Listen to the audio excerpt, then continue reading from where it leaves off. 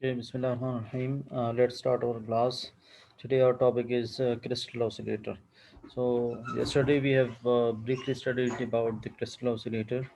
That in majority of the communication applications we need to use the crystal oscillator because it has the stability property.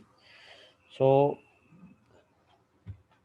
in use of conventional oscillator, the output can be changed by three methods. That is, number one, if transistor is replaced, this can change the gain A of the amplifier, which further changes the product A beta. Thus, the Barkhausen criteria is affected. अच्छा, सो कल हमने थोड़ा बहुत इसके बारे में पढ़ लिया था कि क्रिस्टल ऑसिलेटर जो है वो कम्युनिकेशन पर्पज़ के लिए बहुत बेस्ट है, क्योंकि इसमें स्टेबिलिटी प्रॉपर्टी है। ये इसका आउटपुट जो है वो स्टेबल रहता है। तो जो कन्वेंशनल ऑसिलेटर्स हैं, उनमें ये प्रॉब्लम है कि उसका जो आउटपुट है वो वन वे और द अदर वो चेंज हो जाता है। ठीक है, सो पहला जो फैक्टर है जिसकी वजह से इसका आउटपुट अफेक्ट हो सकता है वो है ट्रांजिस्टर की रिप्लेसमेंट। इसमें आपको पता है ट्रांजिस्टर लगा हुआ होता है, फीडबैक नेटवर्क लगा हुआ होता है, सही, और लोड होता है। ये तीन इसके मेन कंपोनेंट्स होते हैं। सो अगर ट्रांजिस्टर में रिप्लेस कर दूं, सो इस क्या होगा, इसका गेन जो ओपन लूप गेन है ए, वो चेंज हो जाएगा, which further effect the product. आपको पता है ए बीटा जो है बरखाउसेन क्राइटेरिया, तो जो है वो उसमें हम यूज़ करते हैं। तो ए बीटा, ये भी अगर ए चेंज होगा तो ए बी प्रोडक्ट भी चेंज हो जाएगा, सही। इफ़ सेकंड किस वजह से इफेक्ट हो सकता है इसका output, if any element in the feedback network is changed then the resonant frequency changes.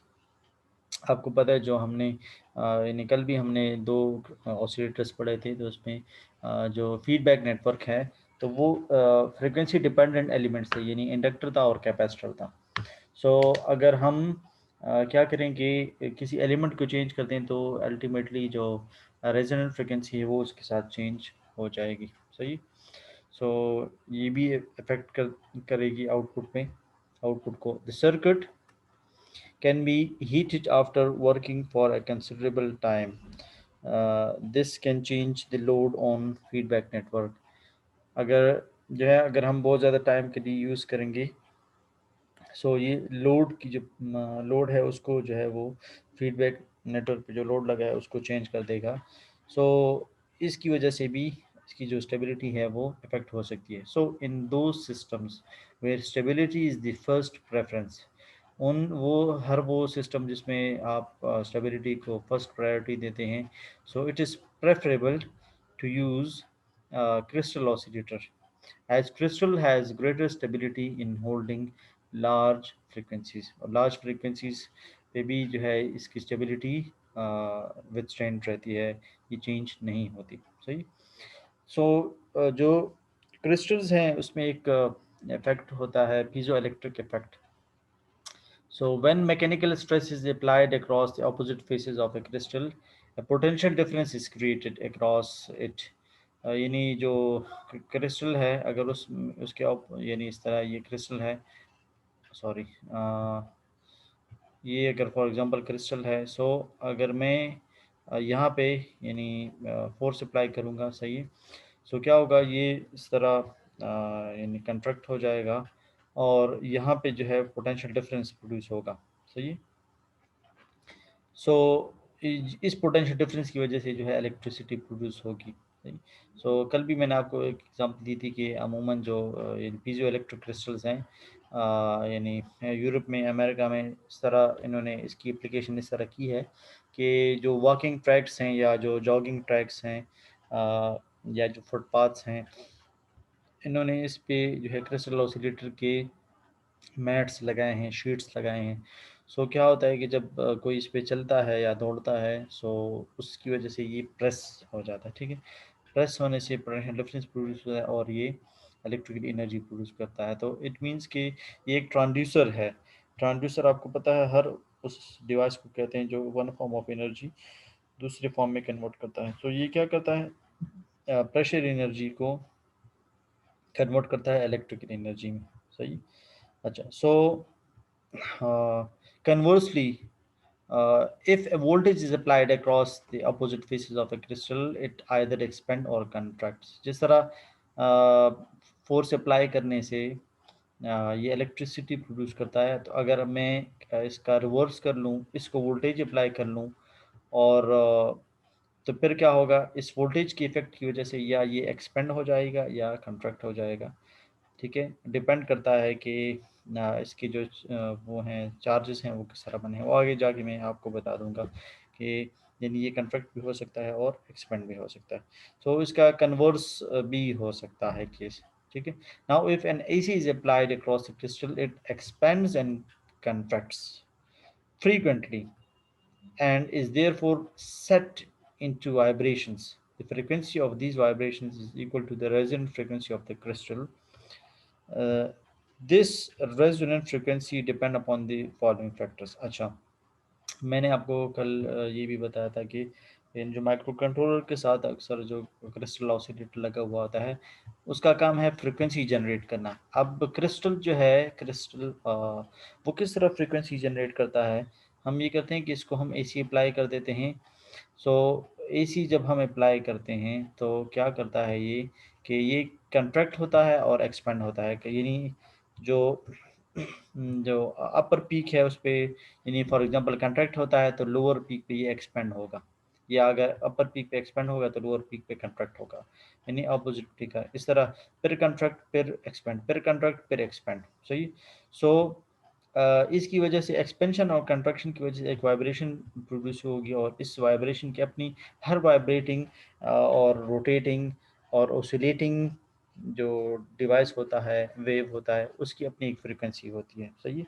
सो इस वाइब्रेट इस ये जो वाइब्रेशन करेगा तो इसकी अपनी एक फ्रीक्वेंसी होगी, उसकी जो फ्रीक्वेंसी है होगी असल में इस क्रिस्टल की रेजोनेंट फ्रीक्वेंसी के बराबर होगी। सही। ये जो रेजोनेंट फ्रीक्वेंसी है ये मुख्तलिफ फैक्टर्स पे डिपेंड करता है, यानी अगर आप उन फैक्टर्स को छेड़ेंगे तो इसकी रेजोनेंट फ्रीक्वेंसी भी अकॉर्डिंगली चेंज हो सकती है, यानी अपने हिसाब से आप फ्रीक्वेंसी भी सेट कर सकते हैं by the deformation of few factors. So पहला जो फैक्टर है that can be use to to get the desired frequency, वो क्या है, cutting of the crystal। The crystal can be cut either along the x-axis called x cut or along y-axis called y cut। सही। सो यानी crystal को हम x axis के हिसाब से भी कट कर सकते हैं, यानी इस तरह, यानी अगर ये क्रिस्टल है, ठीक है, और ये अगर फॉर एग्जांपल एक्स है, ठीक है, और ये वाई है, तो एक्स कटिंग का ये मतलब होगा कि आप एक्स साइड से उसको कट कर रहे हैं। सही, यानी एक्स इसका रिड्यूस कर रहे हैं। ये देखें, ये अगर मैं सर्किट कर लूँगा तो एक्स रिड्यूस हो जाएगा, जबकि वाई वाई चेंज नहीं होगा, वाई एज इट इज़ रहेगा, यानी अगर यहाँ पे जो वाई की जो हाइट थी वो यहाँ पे भी वही वाई की हाइट है, अलबत्ता एक्स पहले यहाँ से लेकर यहाँ तक था, अब जो है एक्स रिड्यूस होकर यहाँ से यहाँ तक हो गया। सही। तो इसको एक्स कट कहेंगे। और वाई कट किस तरह होगा, ये अगर वाई है, ठीक है, और ये एक्स है, और मैं इसको इस तरह काट लूँ, ठीक है, so now the Y is reduce. देखिए वाई जो है अब ये हो गया है, पहले वाई यहाँ से लेकर यहाँ तक था, तो ये वाई जो है इस तरह काटेंगे तो इसको वाई कट कहेंगे, अगर इस तरह काटूंगा मैं तो इसको एक्स कट कहेंगे। सो यानी डायमेंशंस जो है वो जो फिजिकल डायमेंशंस हैं उसको अगर आप चेंज करेंगे, so we can produce crystal with exact frequency by cutting them to the right dimension. आप अपनी डिजायर्ड जो फ्रीक्वेंसी है उसको आप हासिल कर सकते हैं by cutting it to the right dimension. जो डायमेंशंस होंगी आपकी डिजायर्ड फ्रीक्वेंसी को अचीव करने के लिए, तो उस हिसाब से आप कर सकते हैं। ठीक है, the only factor that altars the physical dimension and दस फ्रीक्वेंसी, दस फ्रीक्वेंसी इज टेम्पर्ड। ठीक है, ये टेम्परेचर नहीं, टेम्पर्ड हो, टेम्पर्ड यानी चेंज होगा। सही, या अल्टर्ड आप कहें। Okay, so the second is the thickness of the crystal. The thickness of okay, the thickness of the crystal is also responsible for the alteration in the frequency of the oscillation. Thickness of a crystal is inversely proportional to the frequency of the oscillation. यानी जो thickness है, ठीक है, thickness क्या होगा, यानी box की उसमें जो है आप करेंगे, ये देखें, ये जो है यानी फॉर एग्जांपल इसकी थिकनेस है, सही। तो अगर आप इस तरह काट लेंगे, इस तरह और इस तरह, ठीक है, तो यानी इसकी थिकनेस जो है वो रिड्यूस हो जाएगी, सही। So thickness is inversely proportional to F, यानी जितना वो थिन होगा उतना उसकी फ्रीक्वेंसी ज़्यादा होगी। अगर आपने इसकी हाई फ्रीक्वेंसी एप्लीकेशंस के लिए यूज़ करना है तो फिर आपने इसको थिन से थिन लेना होगा। Example of consider a crystal lattice, यानी एक लैटिस इसका ले ले with 6 charges in neutral. Neutral का मतलब है अगर 6 यानी अगर 3 पॉजिटिव हैं तो 3 नेगेटिव होंगे, यानी equal number of charges. The charges are so arrange that they form 2 equilateral triangle. ये आपको पता है जो इक्विलेटरल ट्राइंगल वो ट्राइंगल कहलाता है जिसके तीनों साइड्स बराबर हों, ठीक है। यानी ये आप देखिए इक्विलेटरल ट्राइंगल है, और अगर मैं इसको इस तरह कर लूँ तो इसके तीनों साइड जो है वो अनइक्वल हैं, तो इसको हम इक्विलेटरल ट्राइंगल नहीं कहेंगे बल्कि ये इक्विलेटरल ट्राइंगल होगा, सही। सो ये बिल्कुल ये इसराइल का झंडा जो है वो बन जाएगा इस तरह। सो ये जो है यानी 2 इक्विलेटरल ट्राइंगल, सही। सो एक नेगेटिव नेगेटिव और नेगेटिव, एक ट्राइंगल बनाएंगे, पॉजिटिव पॉजिटिव और पॉजिटिव दूसरा ट्राइंगल बनाएंगे। Each triangle will have its own geometric centre, हर एक का ज्योमेट्रिक सेंटर होगा। In case of equilateral triangle, अगर इक्विलेटरल ट्राइंगल होगा तो फिर अगर दोनों इक्विलेटरल है तो geometric centre is the charge centre of each triangle and both the charge centres coincide, यानी इनकी जो सेंटर्स हैं वो कोइंसाइड करेंगे अगर दोनों इक्विलेटरल ट्राइंगल हैं, सही।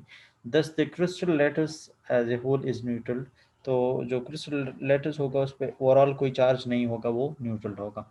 Now if the potential difference is applied across the crystal lattice, यानी पहले इस पे कोई पोटेंशियल डिफरेंस नहीं था क्योंकि ये न्यूट्रल अरेंजमेंट बना रहा था। अब जो है इसमें हमने क्या किया है कि अब हमने पोटेंशियल डिफरेंस अप्लाई किया, इस साइड पे नेगेटिव, इस साइड पे पॉजिटिव। तो आपको पता है जो लाइक चार्जेस हैं वो आपस में रिपेल करते हैं, यानी नेगेटिव नेगेटिव को रिपेल करता है और पॉजिटिव पॉजिटिव को रिपेल करता है, सही है। सो यहाँ पे देखिए ये जो नेगेटिव चार्जेस हैं, ठीक है, ये इस नेगेटिव को क्या कर लेगा, रिपेल करेगा, यानी इस तरफ इसको पुश मिलेगा।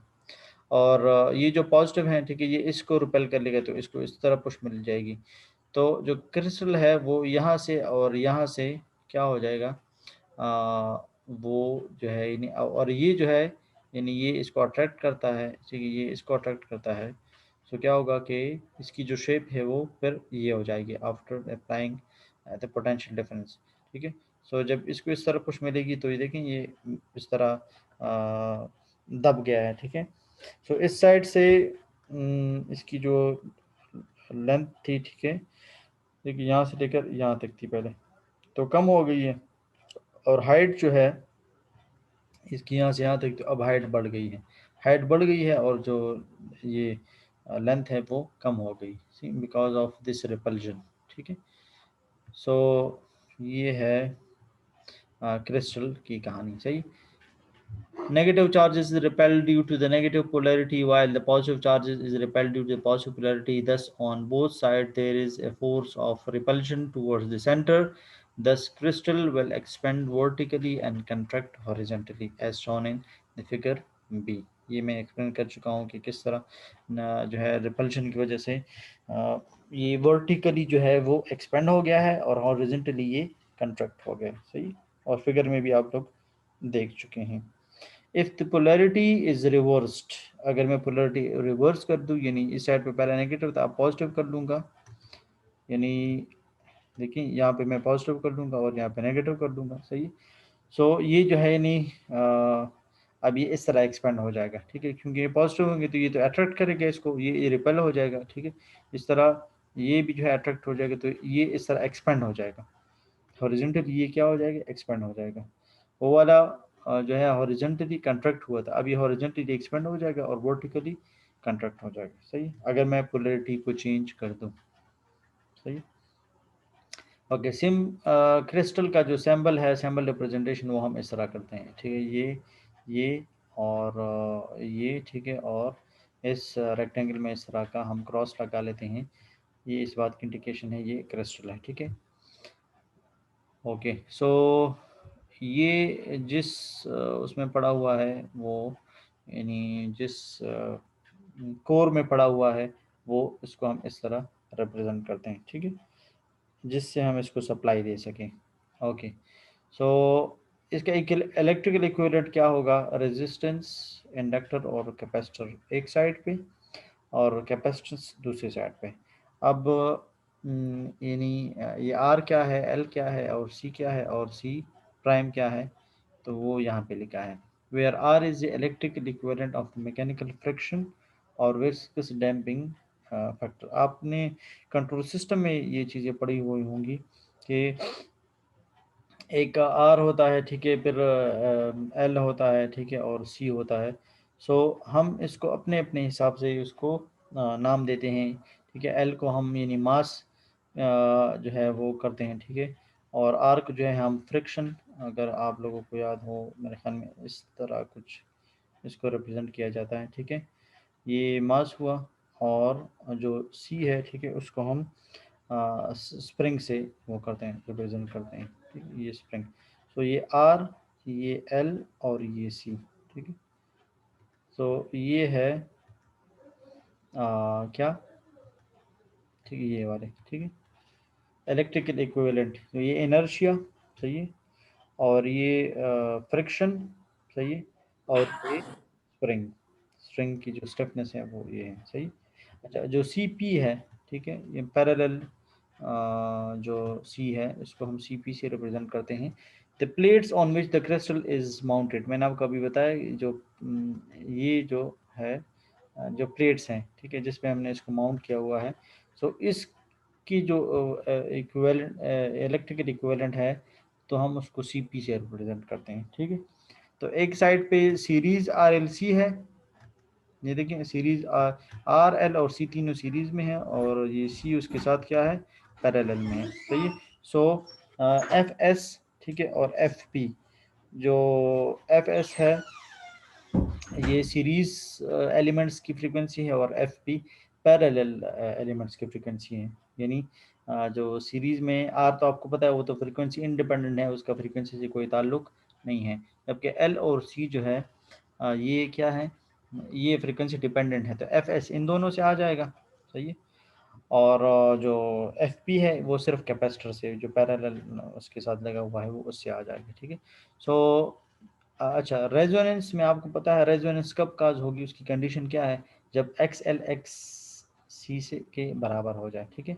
यानी जो इंडक्टिव रिएक्टेंस है और कैपेसिटिव रिएक्टेंस है वो किसके बराबर हो जाए, दोनों बराबर हो जाए, तो फिर रेजोनेंस काज होगा। या मैं ये भी कंडीशन, और या जो है मैं यूँ कहूँ कि जेड जो है वो आर के बराबर हो जाए।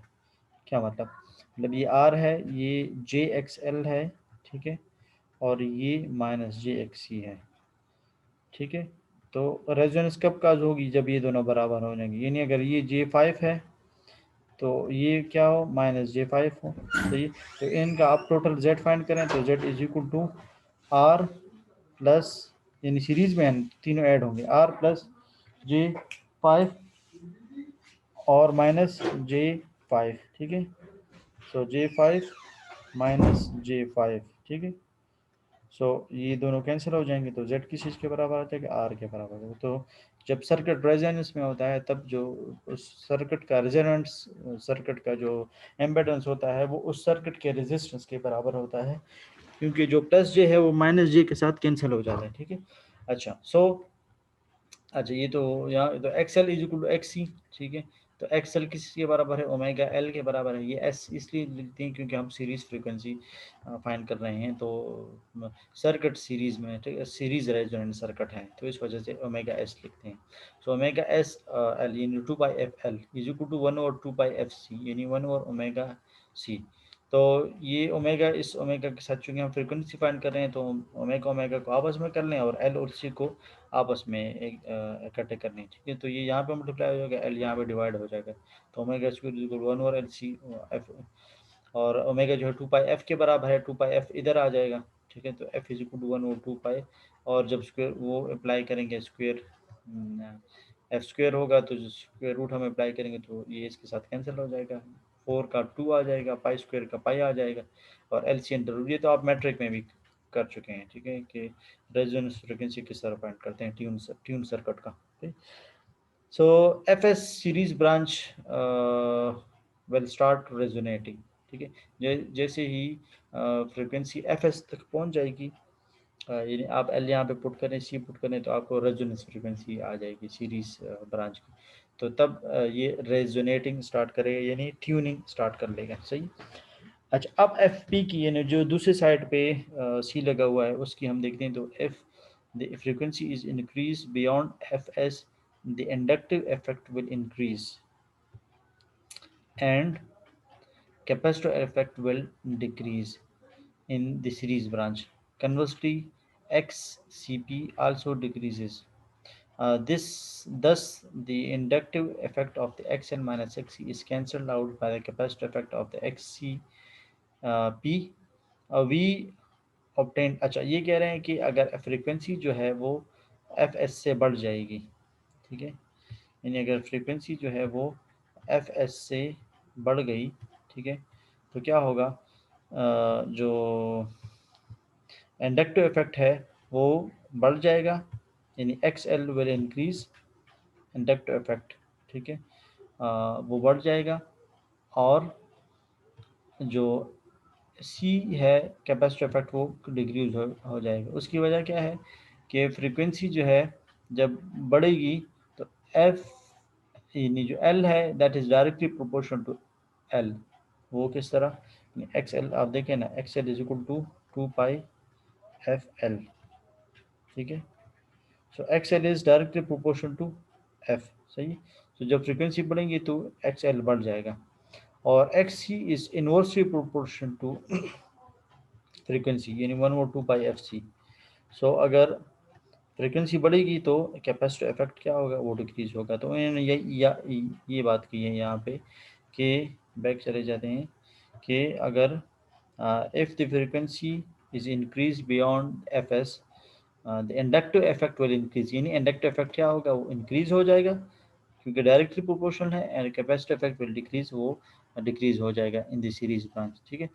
Consequently X C P also decreases, क्योंकि दूसरी साइड पे कैपेसिटर लगा हुआ है, तो फ्रीक्वेंसी का कैपेसिटर के साथ कौन सा रिलेशनशिप है, वो भी इन्वर्सली है ना। जिस तरह सीरीज ब्रांच में capacitance effect, capacitor effect decrease हो रहा है, इसी तरह जो पैरेलल ब्रांच में कैपेसिटर है, फ्रीक्वेंसी के बढ़ने से इसकी जो कैपेसिटेंस है वो भी क्या हो जाएगी, कम हो जाएगी, यानी कैपेसिटर इफेक्ट कम होगा, सही। तो हमने,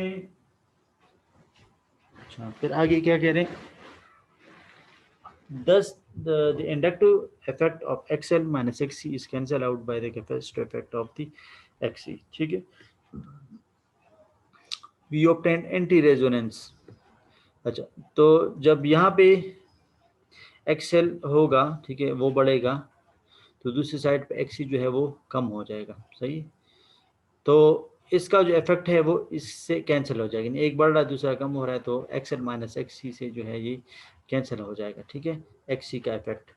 सो we obtained anti resonance at F P, ठीक है, रेजोनेंस का एंटी प्रोड्यूस होगा, सही, एट दिस पॉइंट, क्योंकि एफ एस से ग्रेटर हो गया, यानी अब जो सर्किट है वो रेजोनेंट फ्रिक्वेंसी पे नहीं चल रहा, बल्कि रेजोनेंट फ्रिक्वेंसी से ज़्यादा पे चल रहा है। तो इस पे अगर रेजोनेंस होगी, तो अगर एफ एस से बढ़ेगा, तो फिर इस पे क्या होगा, एंटी रेजोनेंस होगा, सही। At this point circuit will offer more impedance and minimum admittance. ठीक है, तो एम्पेडेंस बढ़ेगा और एडमिटेंस कम होगा। सही, एडमिटेंस क्या है, चूँकि जो वो है पैरेलल ब्रांच है, ठीक है, तो पैरेलल ब्रांच का जो वो होता है इम्पीडेंस होता है, उसको हम एडमिटेंस से रिप्रेजेंट करते हैं। क्या मतलब, मतलब ये है, अब ये देखें, ये पैरेलल ब्रांचेज हैं, ठीक है, सो इसका Z है, ठीक है, इसका भी Z है, तो हम जब पैरेलल ब्रांचेस का इम्पीडेंस वो कैलकुलेट करते हैं, हम इस तरह करते हैं, 1/Z total is equal to 1/Z1 plus 1/Z2। सही है, सो 1/Z टोटल किस चीज़ के बराबर है, Y टोटल के बराबर है, इज इक्वल टू 1/, आपको पता है admittance is the reciprocal of impedance, तो चूंकि पैरेलल में है ये सर्किट, तो पैरेलल का मजबूरन हम 1/Z में लिखेंगे, जिस तरह हम रेजिस्टेंस में 1/R total is equal to 1/R1 plus 1/R2, तो यहाँ पे भी 1/Z total is equal to 1/Z, तो जो इम्पेडेंस है उसका मैं इसको इस तरह लिख सकता हूँ ना, 1/Z total is equal to Y total यानी एडमिटेंस, और इसका मैं Y1 लिख दूंगा और इसका मैं क्या लिख दूंगा, Y2। अच्छा, याद रहे कि ये क्या है और ये क्या है, इसमें से एक जो है वो ये है, इसका एडमिटेंस है, और दूसरे का ये, इसमें क्या लगा हुआ है, Z1 में क्या है आपको पता है, R भी है, L भी है और C भी है। ठीक है, अच्छा, अब आप कहेंगे कि ये तो रेजोनेंस में तो Z जो है वो R के बराबर होता है, मगर अभी हमने कहा कि ये रेजोनेंस में नहीं है, ये एंटी रेजोनेंस में है, क्योंकि हमने कंडीशन दिया है Fs ग्रेटर देन Fs। ठीक है, सो यहाँ पे हम XL भी लेंगे, XC भी लेंगे, ठीक है, और ये भी, ठीक है, सो अच्छा, और यहाँ पे सिर्फ XC है। सही, सो अच्छा, ये कह रहे हैं कि चूंकि एंटी रेजोनेंस है, सो circuit will offer more impedance, impedance उसका ज़्यादा होगा, एडमिटेंस उसका क्या होगा, कम होगा। सही है, so y is equal to, देखिए यहाँ पे मैंने देखिए y total is equal to y1 plus y2, तो y1 y2 के बजाय मैं y पैरेलल प्लस ys लिख दूंगा। ठीक है, सो जो पैरेलल कंपोनेंट है, यानी जो इस साइड का एक सिंपल एक अकेला सी जो है, उसका जो है 1/XC डैश, ठीक है, और यहाँ पे जो है 1/XL प्लस XC दोनों सीरीज में है। ठीक है, तो ये XL प्लस XC। अच्छा, सो 1/-J⍵C प्राइम। ठीक है, और इसका जो है वो 1/XL का 1/JXL और XC के बजाय 1/JXC। ठीक है, अच्छा, यहाँ पे माइनस होगा। सही, अच्छा, सो अब इनका एलसीएम ले लें। ठीक है, J² माइनस J², यहाँ पे माइनस होगा 1। ठीक है, तो इसका एलसीएम आ जाएगा 1/J⍵C, ठीक है, डिवाइडेड बाय 1 - ω² LC। ठीक है, तो अब इसका since the admittance is minimum, चूँकि एडमिटेंस बहुत ही मिनिमम है, तो इसलिए इसको मैं ज़ीरो कह सकता हूँ। सही, ज़ीरो, सो ये ज़ीरो होगा, तो y ये J⍵C prime plus J⍵C divided by 1 - ω² LC। ठीक है, ये आसान है, आप टाइम वो है मगर मैं आपको कर लेता। ठीक है, ये आसान है, इसका देखिए 1/J² होगा, ठीक है, और ω² होगा और L और C होगा। ठीक है, और फिर +1 होगा और डिवाइडेड बाय J, ठीक है, ω/C, तो आपको पता है ये डिवाइडेड ओवर डिवाइडेड है, तो ये ऊपर चला जाएगा।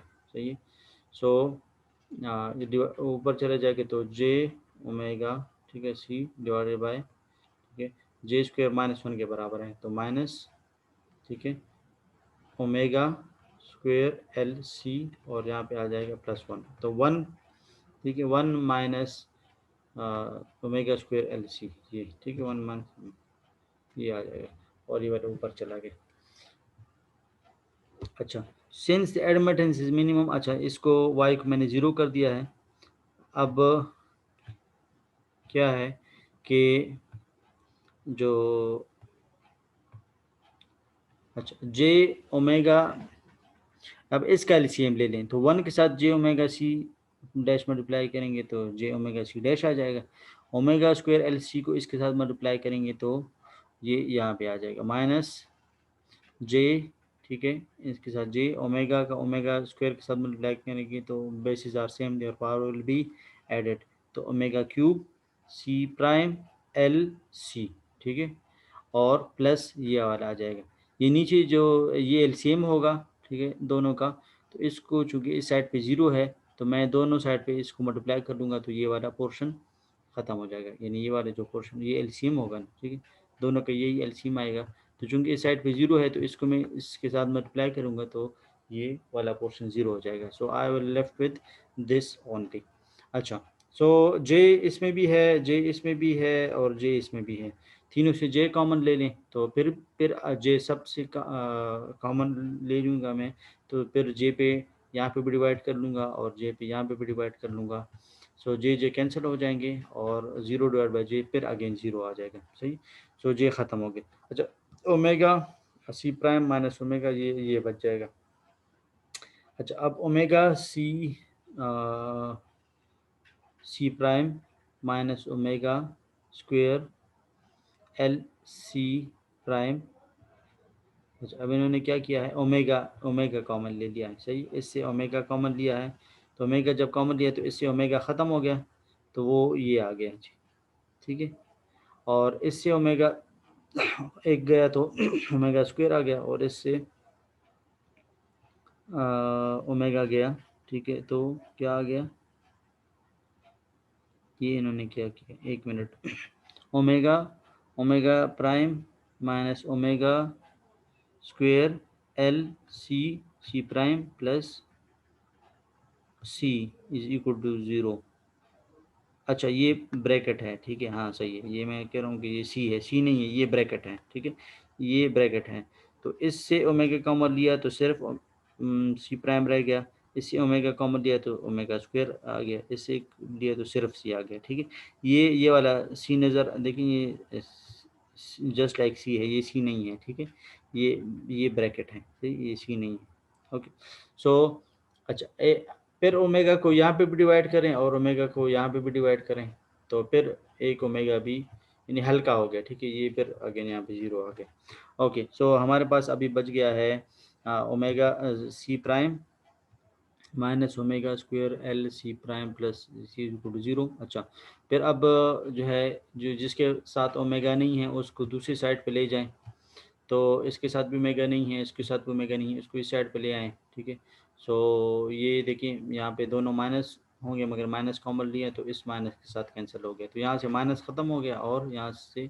भी जो है वो ख़त्म हो गया, यहाँ पे माइनस आना था, ठीक है, इस साइड पे चले गए तो माइनस आना था, माइनस कॉमन लिया और यहाँ तो ऑलरेडी देखिए ये वाला माइनस है तो ये माइनस भी कॉमन लिया तो ये माइनस माइनस कैंसिल हो गए तो दोनों प्लस हो गए। अच्छा, ओमेगा को एक साइड पे कर दें क्योंकि मैंने फ्रीक्वेंसी फाइंड करनी है,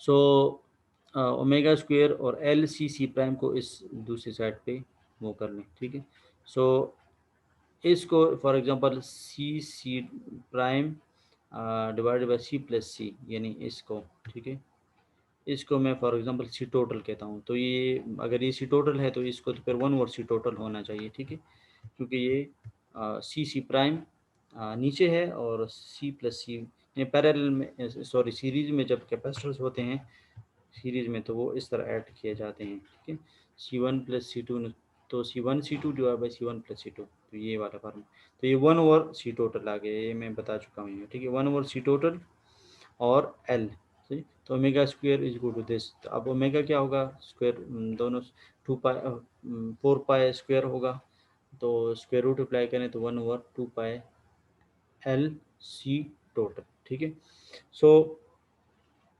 अब ये कह रहे हैं कि F P is greater than F S, ठीक है, उसकी वजह क्या है कि यहाँ पे देखें ये सी वहाँ पे सिर्फ सी था और यहाँ पे देखें पूरा C dash plus C divide by C C dash, ठीक है, तो इसकी वैल्यू ज़ाहिर बात है ये जो है शायद कम होगी, ठीक है, वन से कम होगी, तो जब कम होगी तो एफ एस से बढ़ जाएगा, ठीक है, ये वाला हमने जो फाइंड किया वो एफ पी के लिए था, ठीक है।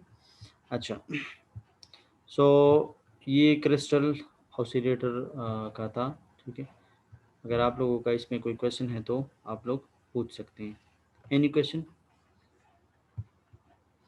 नो सर, कोई क्वेश्चन नहीं, क्लियर हो गया। सर ये क्रिस्टल ऑसिलेटर हमारे पास आर्डिनो में भी लगे होते हैं सर? जी जी बिल्कुल, जो फ्रिक्वेंसी जनरेशन के लिए ये यूज़ होते हैं, आपने देखे होंगे ये सिल्वर कलर के होते हैं, छोटे से एक बॉक्स सा होता है, तो अगर आप लोगों ने देखे हो तो यस सर। सही। तो वो क्रिस्टल ऑसिलेटर होते हैं, इसका काम फ्रिक्वेंसी जनरेट करना होता है। और ये कितनी फ्रिक्वेंसी जनरेट करता है आपको पता है? ये आप लोग सर देखिए। एग्जैक्ट नहीं पता, लेकिन हाँ बहुत ज्यादा सर, वो कुछ। हाँ, कितना मेगा मेगा हर्ट्ज में ये प्रोड्यूस करता है। तो ये आप लोग फिर देखते हैं खुद, ठीक है। Yes sir. अच्छा, फिर उसके बाद ये हम यस ऑसिलेटर सर। पढ़ेंगे यस। जिसमें पैरिस क्रिस्टल, जिसमें ये देखिए क्रिस्टल लगा हुआ, ये क्रिस्टल का सैंपल है। अगर आप लोग देखें तो बिल्कुल उसी तरह का ऑसिलेटर है जिस तरह हम पहले पढ़ चुके हैं। आर जो है वो जो वोल्टेज डिवाइडर बायस सर्किट है उसके लिए इस्तेमाल हुआ है। और जो आर सी की बजाय हमने R F C, radio frequency choke use किया है। ठीक है, इसका इसका फंक्शन क्या है कल बताया था ना मैंने आपको, कोई बता सकता है इसका फंक्शन क्या है? जी, जो रेडियो फ्रिक्वेंसी है उसको वीसीसी की तरफ दोबारा जो उसको जो है वो मना करता है, ठीक है। और लोड के डीसी लोड के तौर पे भी इस्तेमाल होता है। अच्छा, आउटपुट हम यहाँ से हासिल करेंगे, सही। और ये वही जो कॉमन एमिटर कॉन्फ़िगरेशन है, सही। तो ये फिर जो है हम ब्रेक के बाद पढ़ लेंगे, क्लियर है? और सर ये ये जो जी, क्रिस्टल ऑसिलेटर है सर, इसकी दूसरी टाइप है, यानी ये इसकी क्राइटेरिया किस टाइप में आता ये है, यानी हमारे हम पास हमने अभी तक ये सिर्फ जो है क्रिस्टल क्रिस्टल, ऑसिलेटर की। हाँ ये अभी हमने सिर्फ क्रिस्टल के बारे में पढ़ा है, ठीक है ना। ये देखिए ये सिर्फ क्रिस्टल था, क्रिस्टल ऑसिलेटर नहीं था, सिर्फ क्रिस्टल है ये सिर्फ, ये देखिए ये वाला सैम्पल सिर्फ हम डिस्कस हमने किया है, सही। अभी हमने क्रिस्टल ऑसिलेटर नहीं पढ़ा। ठीक सर। हाँ, ये देखिए ये सिर्फ ये जो सारा था ना टॉपिक का, हाँ ये देखिए क्रिस्टल क्रिस्टल ऑसिलेटर, मगर अभी फ़िलहाल इसको एज ऑसिलेटर हमने यूज़ नहीं किया। तो यहाँ पे जो सारी मैंने कैलकुलेशन अभी करके दी, तो ये किसकी थी? सिर्फ क्रिस्टल की। ये देखिए ये क्रिस्टल के लिए सारे कैलकुलेशन। अब हम, क्रिस्टल की थी। हाँ अब हम इस क्रिस्टल ठीक है को सर, क्लियर हो गया। ऑसिलेटर में भी यूज़ करेंगे, ठीक है। ठीक है सर, क्लियर हो गया। Okay okay.